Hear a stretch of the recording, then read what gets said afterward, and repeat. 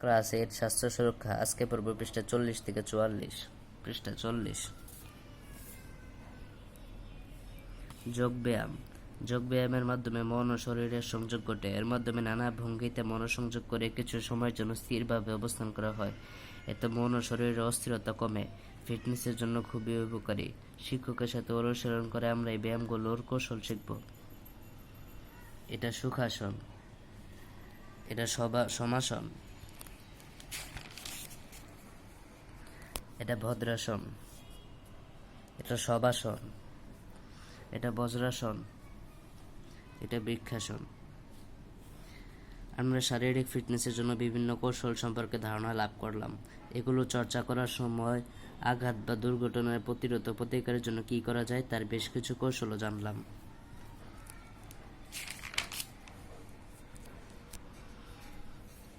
সপ্তম শ্রেণীতে আঘাত বা দুর্ঘটনায় প্রাথমিক চিকিৎসায় কী করণীয় তা শিখেছি। সে অভিজ্ঞতা আমরা এখানেও কাজে লাগাতে পারবো। অষ্টম শ্রেণীতে ফিটনেসের জন্য সাঁতারের গুরুত্ব জেনেছি। সাঁতার অনুশীলন করতে গেলেও কিন্তু পানিতে ডুবে যাওয়া, সাপে কাটার মতো দুর্ঘটনা ঘটতে পারে। আবার অন্ধকার পথে চলার সময় আমাদেরকে সাপে কাটতে পারে। তাই পানিতে ডুবে গেলেও সাপে কাটলে কী প্রাথমিক চিকিৎসা নেওয়া প্রয়োজন তা জানা দরকার, তাই না? এর জন্য শুরুতেই আমরা জানবো আমাদের পরিবার বা পরিচিতরা এই ধরনের দুর্ঘটনা ঘটলে কি করেন বা কি করা দরকার বলে তারা জানেন। এখানে একটা ছক দেওয়া আছে। পানিতে ডুবে গেলে যা করা হয়: প্রথমে যত দ্রুত সম্ভব পানি থেকে শুকনো জায়গায় নিয়ে আসা। 2. শ্বাস প্রশ্বাস চালু আছে কিনা তা দেখা। 3. চালু না থাকলে বুকে চাপ দেওয়া। 4. এমন অবস্থায় মাথা বা ঘাড় হালকা কাত করে উঁচু করে রাখা উচিত। 5. দ্রুত চিকিৎসকের পরামর্শ নেওয়া।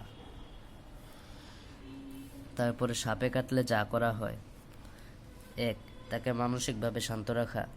2. বেশি নড়াচড়া না করা, এতে বিষ শরীরে ছড়িয়ে পড়তে পারে। 3. ক্ষতস্থানের হালকা উপরে কাপড় বা শক্ত দড়ি দিয়ে বেঁধে দেওয়া, নয়তো বিষ উপরে উঠতে পারে। 4. ক্ষতস্থানে মুখ লাগিয়ে বিষ না বের করা। 5. যত দ্রুত সম্ভব হাসপাতালে নেওয়া।